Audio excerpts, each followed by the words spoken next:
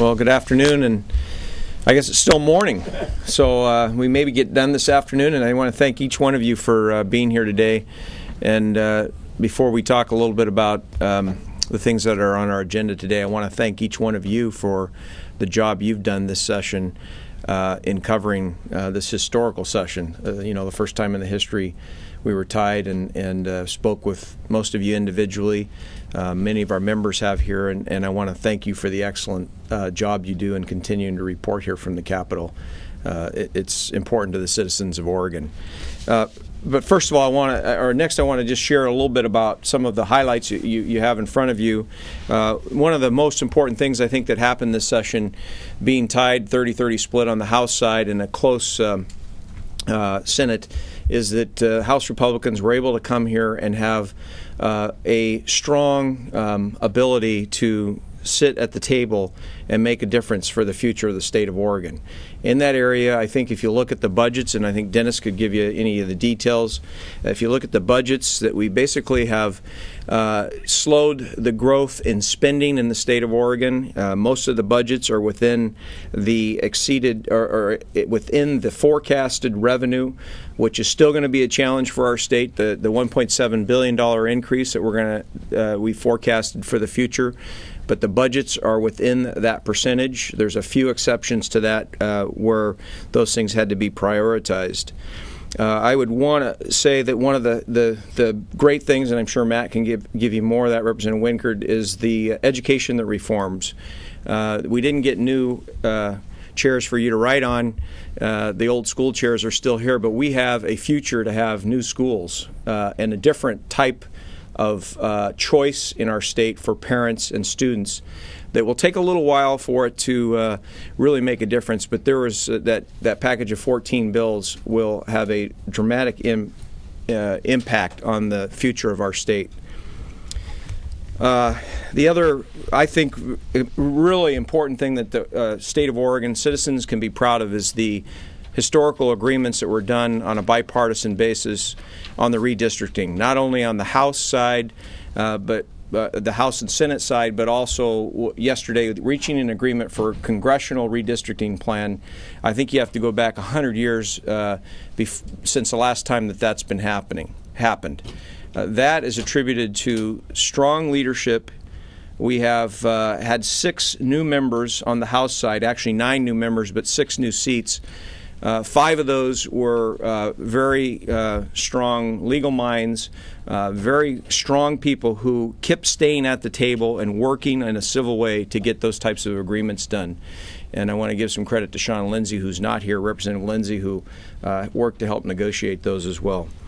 So there's a lot of good things we could talk about. I'm going to allow some of our team here to share with you some of their thoughts, and then we'll answer some questions. So thank you again for being here today.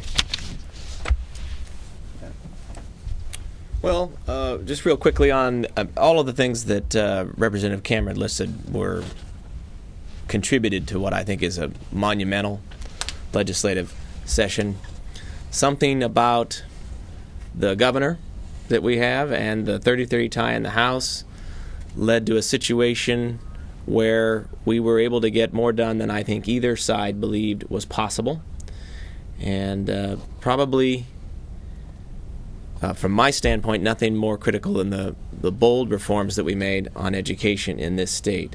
Oregon has for some time been lagging behind in joining some of the education reform movements that are going on in other parts of the state. But I think we were able to craft a package that had something in it for everyone who sees themselves as an education reformer but maybe just doesn't agree on exactly what that reform should be. You've seen in that package of bills increased accountability put on our K-12 public education system, increased accountability on our educational service districts, increased accountability on our higher education system. And frankly, when we get finished with all that is involved in 909, and I expect another piece of legislation in February, increased accountability on our early childhood learning programs as well. So throughout the entire system, an increase in accountability. We have, within the K-12 system, created more choices for parents, and I think that by empowering parents in that way, you're going to find that that is its own accountability mechanism as well. And everyone who's running a public school in this state is going to have to be accountable to the people who send their children there, because they will have other options, and that's important. We managed to squeeze out a little additional funding for the system as well. I think, again, getting back to the accountability piece, the change we made around the appointed superintendent is going to hold this governor and all future governors more accountable for the state of our entire public education system. There are other things in the package I'm happy to answer questions about as well, but I'm convinced that you will not see this kind of education reform in one legislative session anytime soon. Stars aligned, and we were able to get some very, very important things done. And I think that Representative Cameron is correct that it will take some time. Some of the bills that we passed don't even really go to effect. The interdistrict transfer piece doesn't even really take effect until the following school year, not the one that we're about to go into in the fall. So it will take a couple of years for us to begin to see the effect of some of these bills that we passed, but I have no doubt that future generations of children will benefit from what we did here in the last 5 months. Thank you. Good morning, everybody. I'm Tim Freeman. I represent House District 2 down in the Roseburg area. I agree with Representative Winger that the education package that was passed will be vitally important and maybe one of the most important things we did this session. But another thing that was incredibly important is the healthcare transformation. One of the largest cost drivers in the state budget is healthcare costs, and specifically the Oregon Health Authority trying to deliver health services for those that are on the Oregon Healthcare Plan. We had the opportunity to probably move the ball ahead a little quicker than some would have thought, largely because of the budget crisis. The Healthcare Transformation Special Joint Committee on Healthcare Transformation was brought together to figure out a way to better coordinate the way care is delivered in our communities, and to do that in a way that eventually we'll start doing it for less money. I know there's a lot of talk about savings. I think probably a better way to describe that is how we're going to rein in the escalating cost of providing that particular kind of health care for that population. It was a fascinating process. We had many nights of meetings outside the building. For 8 weeks we had 3-hour meetings on Wednesday nights, and then we started our public hearings as a legislative committee, took testimony from literally dozens of people, written testimony from hundreds of people, and put together a bill that passed the House floor with only one dissenting vote. To put a package together and to put a bill together that would allow for the bipartisan support that it did required a lot of work, and it required a lot of understanding by members of both sides of the aisle. And at the end of the day, I do believe moving forward, the healthcare transformation bill will be one of those things that this legislative body will be known for, and this session will be known for many years to come. Very complicated issue. Many of you have talked to me about it, and I would look forward in the future to have you continue to call and visit with me about that as it works out. We have lots of interim work to do to get ready for February to pass the implementation bill so that we can start moving forward to start providing better outcomes, healthcare outcomes at a lesser cost as early as the second half of the biennium. And I would also like to thank you all for being here today. And I know Representative Dennis Richardson, the co-chair of Ways and Means, would love to visit with you. Thank you. I'm Dennis Richardson, the Republican co-chair of Ways and Means. I'd like to just remind us that this has been historic, not just in the fact that we've had a 30-30 split and we've had a co-governance model that's worked well and there's been greater cooperation than we've had in a decade, but also because we changed the way that we've budgeted. In the past, we've used the current service level model, which basically means you come into the session and the agencies come in and they say, well, here's how much we need in the future to maintain all the services we provide, and then it's up to the legislature to come as close to that number as possible, and if you don't meet it, it was a cut. Where with our current governor and the agreement of the co-chairs, we focused on what did we spend in the last 2 years and what do we have available to spend in the next 2 years. So by determining an amount at the very beginning of this process, the focus was how do we craft budgets that live within the means we have available, rather than creating budgets and then say, where do we get the money to pay for them? So we started by coming up with an agreement as to what revenue we would anticipate having in the next 2 years.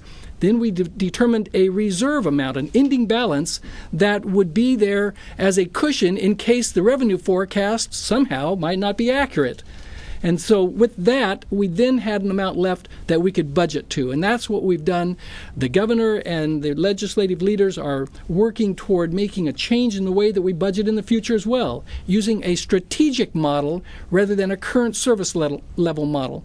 So what happens in the next 6 months will be very important as the governor, as the CEO, with Michael Jordan and others working with legislative representatives will determine what the strategy is for the state of Oregon. What is the vision for the state of Oregon so that the agencies, as they prepare for the next budgeting cycle, will be budgeting toward accomplishing that strategy. And then in 13-15, we'll be able to see whether or not the programs, the plans, the agencies are accomplishing the strategy for Oregon. Then the key performance measures will mean something because they'll come back to the strategists and be used to say, okay, are these programs and agencies accomplishing the goal that will take us toward the vision for the state of Oregon? That type of strategic planning for the future will make a vital and an important change in the way that Oregon functions as we look toward this decade of deficits and looking at how we can budget with a long-term plan in mind rather than just getting through the next 2 years. Thank you.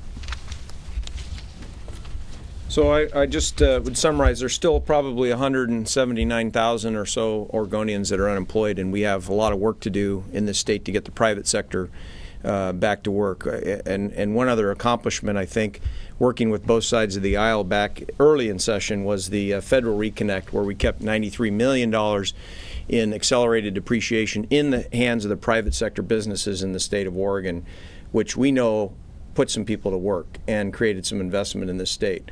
There's a lot of things we could talk about that we probably didn't get done that we would have liked to get done that would have added to that, but I think it's probably appropriate to just open it up for some questions if you have some, and do the best we can to answer those. President Chairman, some of your members in recent days have expressed disappointment that not more was done to further the economy. Are there any clear ideas that your caucus would get behind in the forthcoming February session? Well, I think you can go back and look at the list of ideas that we had right when we got here. There are some very simple, you could go out there and take some tax credits for hiring people in small businesses or even go all the way to large businesses. And those particular incentives would put people to work right away, but the revenue impact is not until the next biennium or the next year. So those are the types of things we came with. We didn't get any traction on, basically on a bipartisan basis. So those ideas will stay on the table as long as we have this kind of lack of private sector growth in our state. Again, I want to remind you that this 2-year forecast is for about an 8% revenue increase, and to be able to do that, we're going to have to create some jobs in this state at a pace far faster than is being created right now. And I'm hopeful that'll happen, but I think in February, if it's not ticking up, I hope we get together and find some ways that we can work on a bipartisan basis to bring some of those up. You list your accomplishments. What are your... Let's go over here first. Do you foresee any chance of trying to do another kicker reform bill that would take some of the kicker money and put it into a rainy day fund, or is that idea essentially DOA in your caucus? Well, here's what I'll say about that. That the fact that we have had opportunities in the past to strengthen a rainy day fund when we had 21% revenue in the past. We need to have some restraint, which we did here, on showing that we can live within our means in governing and setting budgets. I don't believe that is something right now that we are looking at. What we need to do is help the private sector get going so we can create jobs, and those jobs have to be our top priority out in the private sector to generate the revenues that this state needs. And then as those revenues come in, then we find ways to put those into the right appropriate savings accounts. You listed your accomplishments, but what are some of the failures of this session? Well, like I said, I think some of the things that we didn't get accomplished, we would have liked to seen a little bit more on the PERS reform issue, to give the governor the flexibility, the 1% to 6% pickup bill. As of last week, Representative Speaker Hanna had those amendments sitting up on the table. We couldn't get the votes to pass that bill. Those are the types of things that I think would have helped give flexibility to have a sustainable cost to employment or state spending in the future.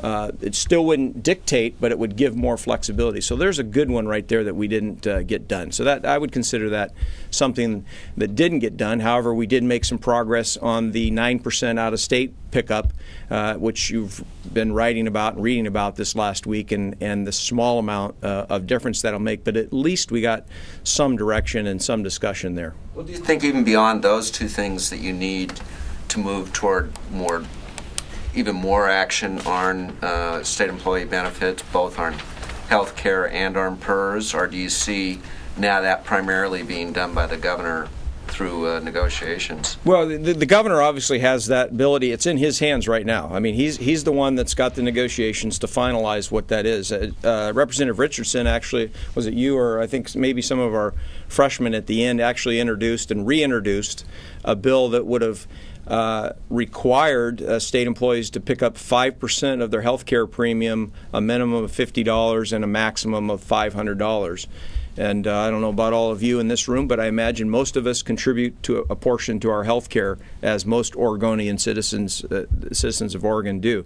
So those are the types of things that would allow flexibility, as well as send a message that we need to somehow rein in the unsustainable driver of the cost of labor. I want to remind everybody that in this budget there's $800 million increase for labor for state employees. Of $1.7 billion that we're expecting to have an increase, $800 million, half of that nearly, is going into increased labor costs, whether those are PERS, medical, salary, or what have you. So there is an increase in these budgets for state labor costs. What is it that when somebody walks up to you on the street, your constituents, what do you tell them about what they can expect, the changes in their lives? I'll tell you, for me personally, and each one of us probably has a story, but I have 3 Salem-Keizer schools that got closed this year, rural schools. 2 of those are in my district. One is in Representative Gilliam's district. And those people were in this building this session, and those are the kinds of people that come to my face just immediately when you ask that question.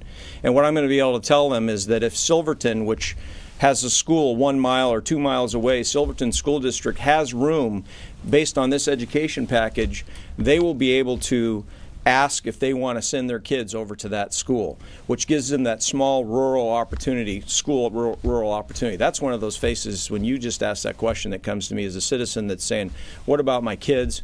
What about my choices in education? I don't want them to go to a big school. What can you do to help us? So it's just basically, in summary, there's more freedom for choices for school. I mean, yeah, on the education side, correct.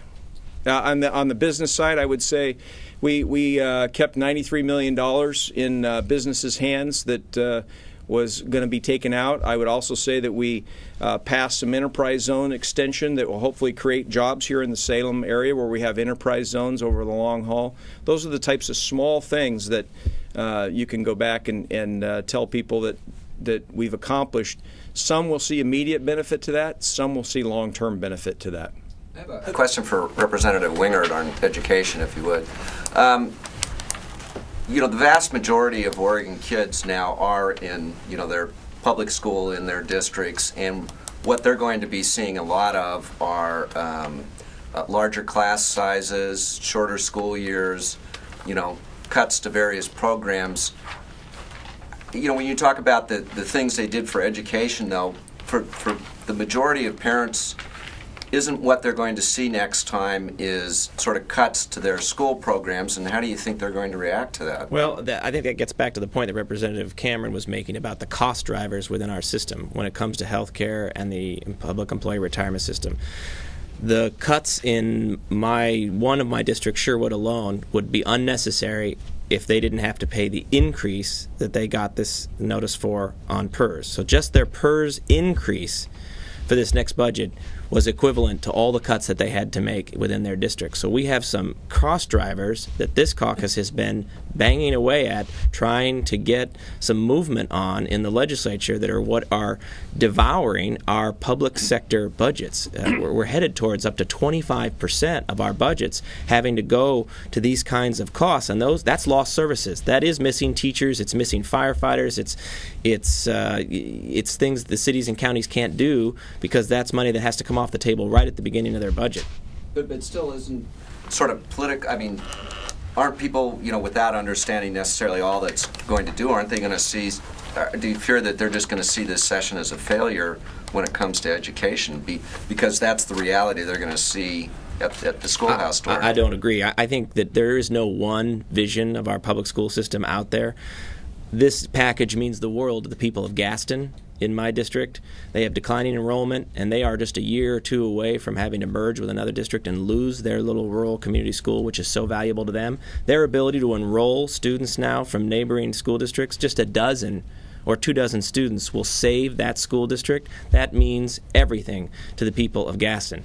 I have people in Sherwood and Wilsonville who are in increasing enrollment districts, so they're building schools. So their reality is not Portland's reality. It is just not possible to paint one picture of education out there in Oregon. You have thousands of parents who will get access to virtual schooling as a result of this package, and that will mean the difference for their child. So it all depends on who we're talking about and what the circumstances are.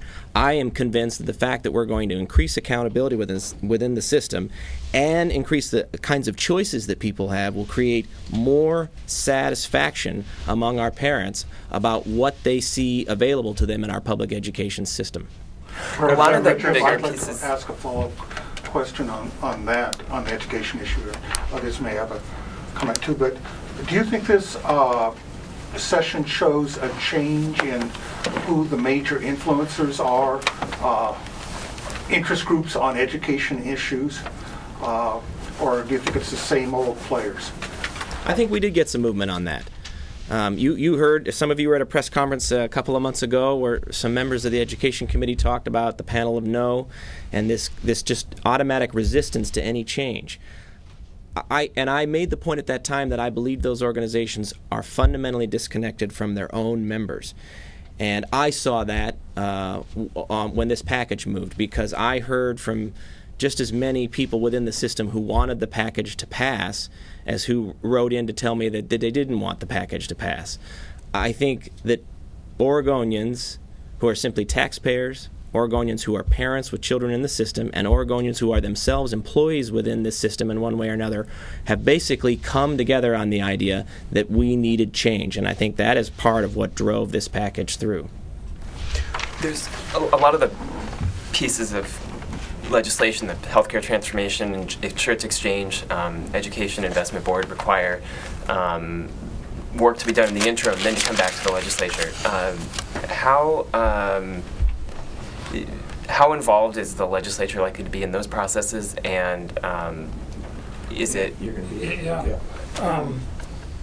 can talk a little bit about the healthcare transformation piece. It's imperative that the legislature is involved. The Oregon Health Authority has to develop what CCOs will be as far as the formation.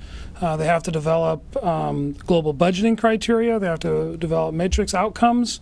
They have to develop a way to arbitrate those that may not want to be part of the system and figure out the solution for getting everybody together. And they got to come back with a report on medical liability costs and if there's a way to incorporate that into the final bill. Each of those things will require legislative input. The last thing that the health authority or Oregonians would want is the agency to go out in one direction and the legislature being somewhere else. Already, even though the committees have been closed down, the health authority has contacted legislators and are asking very intensely how we will be involved in that process. So I'm very confident, whether it's through the interim healthcare committees or through task force or interim joint committees, there will be huge involvement in the transformation bill, just out of necessity. The last thing that we can afford to have happen is for the health authority to come back in February with a product that the legislature doesn't support. We have to be working together on this in lockstep, so that in February, because of the budget goal and because of the constraints of resources in the second half of the biennium, we have to come up with a product in February that we all can agree on. So I'm very confident on the healthcare piece that there'll be large legislative involvement. Measure 67 reforms didn't get very far in this session, other than that co-op tax fix, the agricultural co-op tax fix bill. Do you foresee more attempts to reform Measure 67 in the future? Well, Measure 66 and 67 both, and capital gains, all that whole tax structure, not anything moved. The governor had $25 million in his original governor's budget on capital gains. We didn't get anything. I think the ag fix for the co-ops was an important fix, and I actually made a point on the floor that this was a 66 and 67 issue that got caught up in something. Had we had maybe a more bipartisan approach last session, that wouldn't have happened.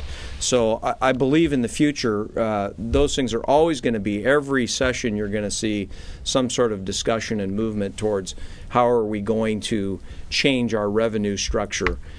Bottom line is I believe that the people of Oregon, and we all experience this in different ways, how we get our revenue comes in different ways. Whether you have a sales tax or no sales tax or whatever you have a Measure 66 or no 66, 67, there's a certain amount of revenue, and how you deal with that revenue and set priorities and save and for rainy days is really the critical thing that I think the citizens of Oregon want to see us do, is to live within our means and take a approach that prioritizes our spending for that.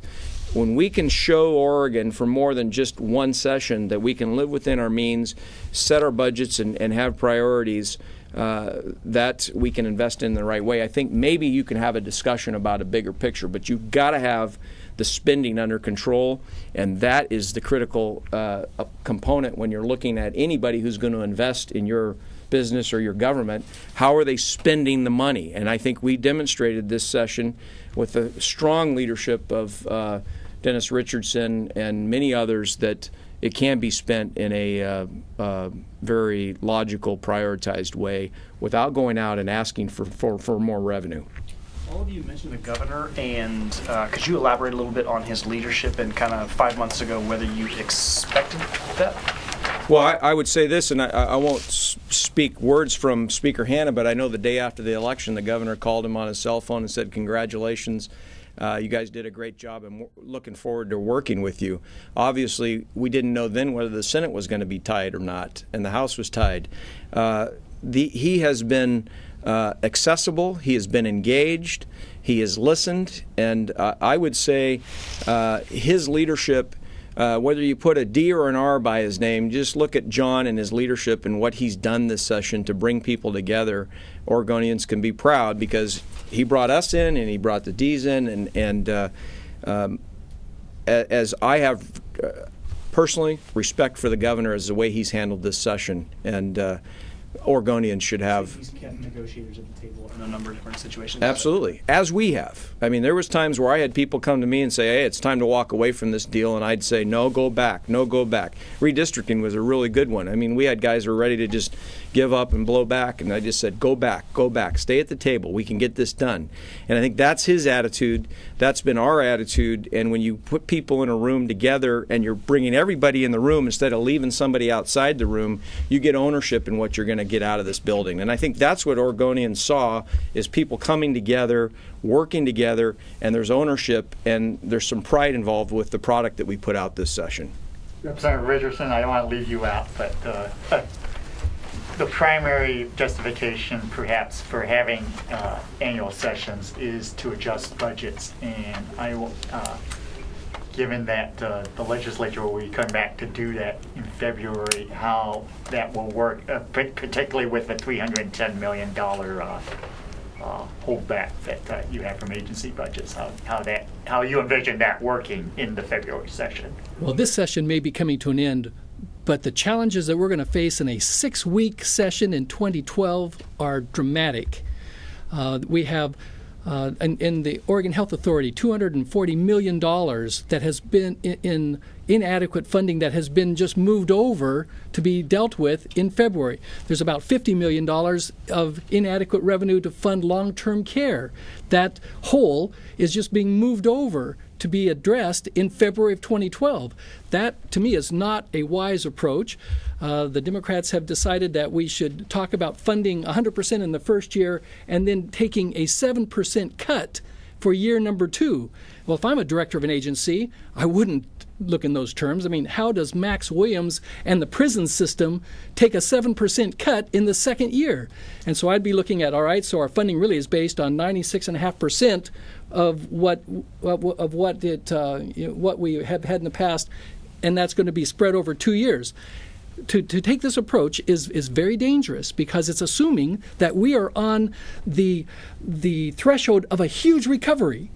And I understand the forecast. I mean, we got a forecast out in just a couple of months ago, and it said, well, we're losing $49 million more in our current biennium, but we're going to gain $130 million more in the next biennium just in 3 months from the prior forecast. So I'm waiting for July 1st so that we can have this recovery that's been promised, because we're not in it right now, but we only have one more day and it's going to start. Happy days are going to be here again. That is what the Democrats are counting on to balance budgets that as of February of next year. So I have great trepidation over what's going to happen when we come back in February of 2012. Nevertheless, we must compromise. We've dealt with this in different ways. The Democrats have said, well, we've got $310 million that we can count on in 2012. I've said from the beginning, the $460 million ending balance is there for 2 years, although if we are in a dramatic recovery, and I hope that we are, then up to $310 million of it can be put back into the system when we come back in February. If we're not in this great recovery, then it would be unwise to do that. So how much of the $310 million goes back depends on where the recovery is when we come back in session in February 2012. We have 2 forecasts that we will face between now and then, plus the February forecast. So we'll actually have 3 that we're going to have to deal with. The chances of us having that $460 million still there after the next 3 forecasts, I think, are very doubtful. But we reached the agreement on the amount. We chose different ways to verbalize it to our caucuses. As far as I'm concerned, there's a $460 million reserve ending balance, and we will see when we come in February what amount of that of the $310 million of it can go back into needs and other budgets and caseload adjustments and rebalancing and all of those things. And so anyway, I'm saying that we're going to all be watching what takes place between now and February in the economy to see what we're going to be faced when we come into this 6-week session next year. One more question, Representative Cameron. Might be a... Let me just add to what Dennis said. I want to say that $460 million is not in any bank account anywhere. It's expected.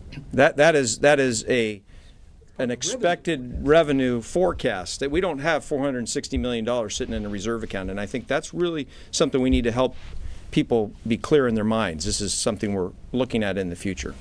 Yeah, there's so much talk about, the cooperation of the 30-30, but I don't think I've talked to a single House member this year who isn't saying, yeah, we work great together, but I'm sure hoping I'm in the majority next year after the 2012 elections. And I'm curious how you're viewing 2012, either with thinking that, yeah, we can get the majority, or are you looking at it with trepidation? I mean, you had a great year in 2010, one of the best Republican years of, modern American history. 2012 presidential race, could be a whole different dynamic.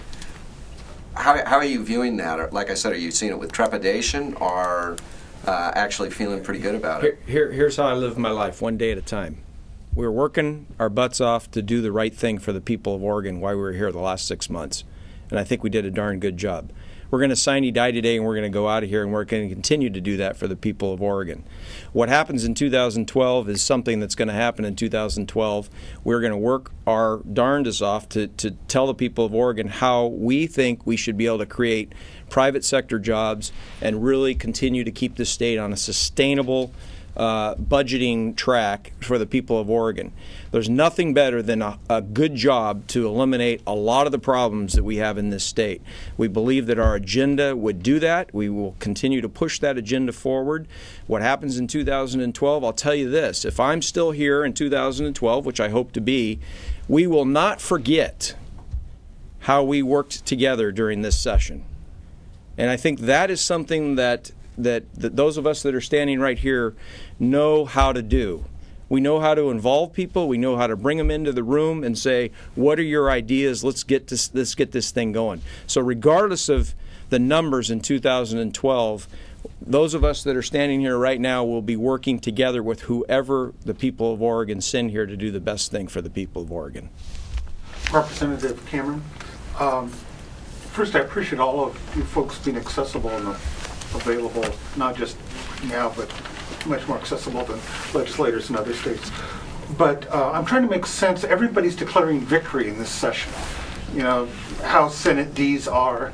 And I'm trying to figure out to what point you're pulling an Obama and a Bush and declaring victory and running to the head of the line. What are some concrete examples of how Republicans changed policies in this session or changed bills that could have been much worse or stop the bad things from happening? I'll go back to one I said earlier, the Federal Reconnect, 301. We were tied 30-30. Two business-friendly, understanding Democrats came over, voted for a minority report on the House floor. We were able to pass that bill to keep $93 million in the hands of businesses, the private sector businesses in this state. Had we not been here 30-30, that probably would not have happened. There's one right there, and it happened at the very beginning of session. The education package. Had we not been here in a tied format, I doubt if that would have happened. In fact, you saw how that kind of evolved over 48 hours and how difficult it was to actually get that package done. But we stayed at it, and we kept talking. Matt went back into the room and said, what do I need to get there? And that's what we've done all session, is just stay at the table. What do we need to get there? That is the difference. Funding K-12 first.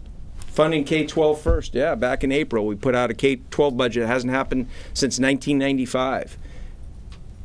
We've been talking about that. Redistricting. That's a bipartisan agreement. But I think that happened because we were tied, Dick. In terms of some of the land use issues that were debated perhaps more heavily on the Senate side than in the House side, do you stand with the Senate Republicans in terms of maybe some changes there would lead to job creation in the state?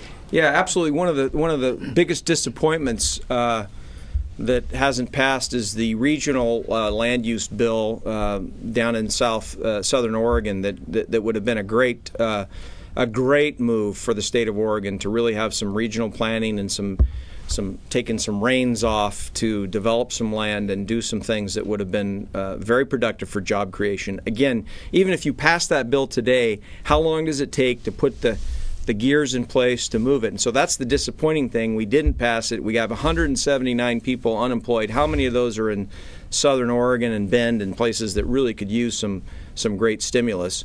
You've got to put the wheels in motion because it's going to take time on those long-term things. So land use was it's a disappointment to us to not get that done. What happened to 36? So I'm sure somebody else would call that a victory. All right? What happened to 3650? Was it a budget, money associated with it that killed that thing? Political death. Political death. On some of the budget issues that Representative Richardson mentioned, and on some of the policy issues that I mentioned earlier, in a way, did the legislature kick some of the tough political decisions ahead to February rather than make them now? You go. We certainly did do that. Would you mind restating your question? Yeah. Obviously, we went over some of the budgets that we have moved forward. Do you have the feeling that the legislature kicked some of the difficult decisions down the road rather than making them now, make them in the future? Well, I mean, there was a lot of close votes on the floor. So, I mean, some difficult, you could go back and say there's a lot of difficult decisions that were made during this session. Go look at the close votes. Those were tough decisions, obviously, when you get something that passes by 1 or 2 or 3, 4 votes. There are things that I've already spoke towards, such as a flexibility in PERS negotiations for schools and public employees, the 1 to 6% pickup. Yes, that's a tough thing that I think got kicked down the road, and it's difficult. I'll go back to that $13 million. You talk about schools. $13 million here in Salem-Keizer was the increase in the PERS budget funding that they had to pay to keep that sustainable. $13 million. It's 10 school days. So did a tough decision get kicked down the road? I believe it did, and we're still going to be here. This takes a long. I mean, this is a big ship. It takes a lot to turn this ship, but you can see the waves start to move a little bit. In terms of collective bargaining, and this is perhaps more for Dennis, but obviously the unions have resisted a lot of the talks with the negotiations. They've been frustrated by some of the proposals of the governor. But the budget, as I understand it, is based on a certain amount of concessions. How confident are you that Governor Kitzhaber will be able to reach that level of concessions, or what effect will that have on the crisis that we might have in February if the revenues aren't there?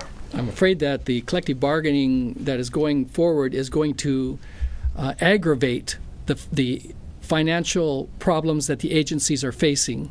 And when we discuss bills that would allow for him to maybe negotiate between 1 and 6% of the IAP portion of the retirement plan, realize that is only collective bargaining, which means it would only apply for 2 years. I mean, in 1979, there was a collective bargaining agreement that said no pay increases, but we'll give you a 6%, that we'll pick up the 6% as the employer on your retirement plan. In 1981, the negotiations for collective bargaining said, we haven't had a raise in 4 years. And so they ended up with a 15.3% increase in pay, but the 6% payment toward the retirement plan didn't get repealed. And that has put us, to a large extent, in the problem that we face with the whole Tier 1 debacle relating to the PERS unfunded liability. We need to change structurally the way our government functions. That's what the Reset Cabinet came out with. We should go back to that report. That report said we're in a decade of deficits, that the way that we are functioning as a state government and funding the state government is unsustainable. We haven't done anything to address the realities that have come from the last governor's Reset Cabinet. And to merely balance a budget for 2 years as if things are going on as normal only puts us in a position where, whether it's next February or in the next 2 years, the cliff that we fall off financially will be greater than if we were to take the difficult requirements that we reform state government and make it more financially sustainable. It would take 2 more questions. We have to leave. I know you want to break this, and you've been generous with your time. So, any other questions? No, let's go. Great. Thank you very much. Thank you.